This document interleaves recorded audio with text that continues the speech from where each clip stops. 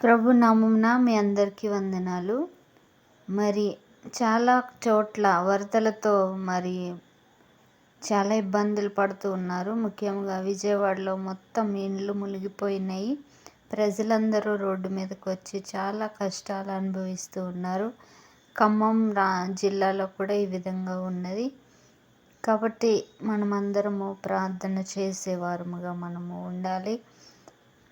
మరి ప్రజలందరూ కన్నీటితో ఉన్నారు. వాళ్ళ ఇల్లు మునిగిపోయాయి, వాళ్ళ వస్తువులు పాడైపోయినాయి. మరి సమస్తాన్ని విడిచిపెట్టి వాళ్ళు రోడ్డు మీదకి రావాల్సిన పరిస్థితి ఏర్పడింది.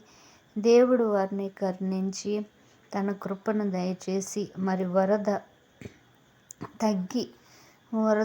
ఉధృతి తగ్గి మరి వారికి మరలా క్షేమము దేవుడు దయచేయనట్లు మనమందరమును ప్రార్థన చేయాలి. ప్రభువు వారిని రక్షించులాగున మనము ప్రార్థన చేద్దాము. అధికారులతో దేవుడు మాట్లాడికి వారికి తగిన జ్ఞానము దయచేసి మరి వారిని సురక్షిత ప్రాంతాలకు నడిపించినట్లు మనమందరము ప్రార్థన చేద్దాము. ముఖ్యముగా వరద తగ్గినట్లుగా మనమందరము ప్రార్థన చేద్దాము. దేవుడు మరి ప్రతి ఒక్కరిని కాపాడి రక్షించి భద్రపరచునుగాక. ఆమేన్.